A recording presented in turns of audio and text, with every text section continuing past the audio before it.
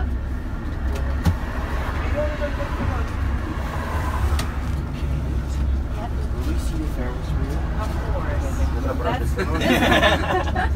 That's like the main part of the plan. This is the most iconic place ever. I thought so. Good morning one more time. On behalf of Chernobyl Tour, let me welcome you on board of our bus. Today we're going to go to the exclusion zone, so I hope that that's the place that you intended to visit. And first of all, let me introduce our small team that works here for you today, that is going to be with you. So our first and probably most important person on the tour is our driver, because he's the person who is responsible for our safety.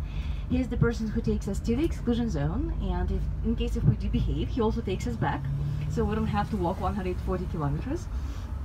So our driver Victor, please welcome him. Then my name is Kate. In case if you try to forget my name, it's been written on my back, so you don't have that chance. And I'm going to be your guide for the whole day.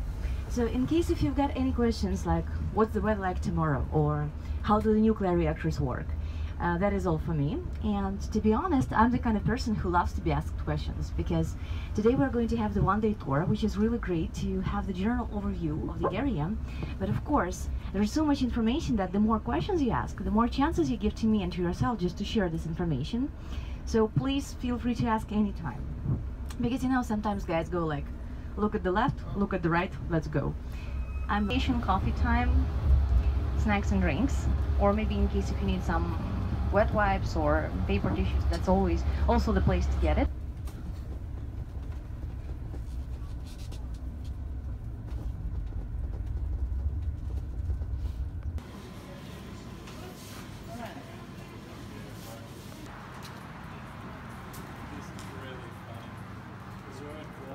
Took all the snacks and drinks that you wanted.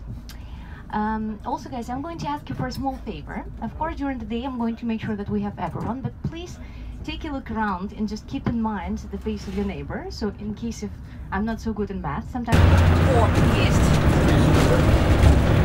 А только пауза почему-то перешла.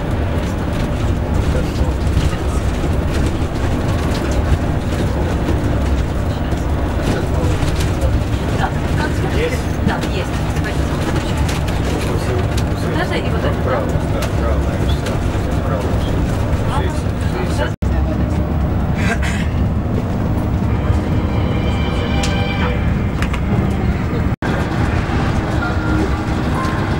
A beautiful spring day for the 43,000 inhabitants of Pripyat in the Ukraine.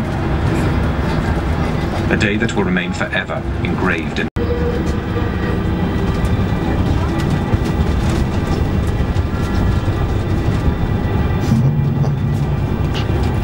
3 kilometers from the city, the Vladimir. At 1:23 a.m., the security systems are deactivated and the experiment begins.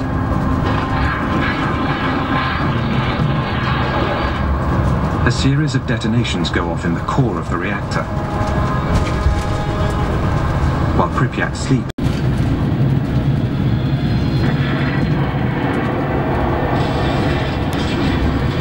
The 1,200-ton cover of the reactor suddenly blasts into the air.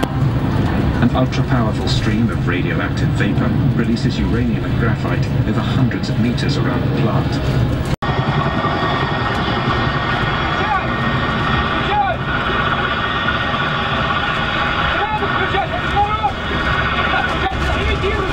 The scientists were having.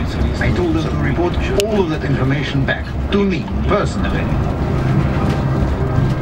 It has taken over 48 hours to get accurate information about the disaster. 2 days during which the 43,000 inhabitants of Pripyat are exposed to contamination. The crisis continues to grow.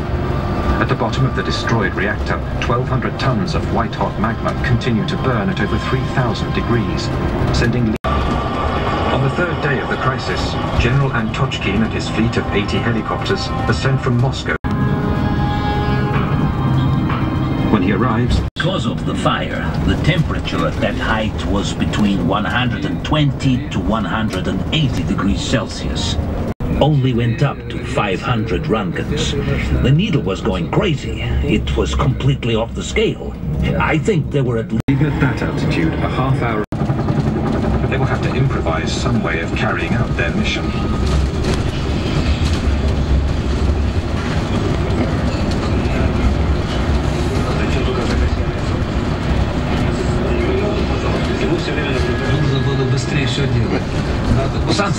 had to be done as quickly as possible. Put out the fire and seal up the reactor to be able to get close enough to do other work. It also needed to be closed up to stop the radioactive dust from spreading. It was getting blown off by the wind. We really needed to act fast. The gigantic ballet begins. Top pilots have been rushed back from the Afghan front. The flood parts of the tunnels have collapsed in the explosion.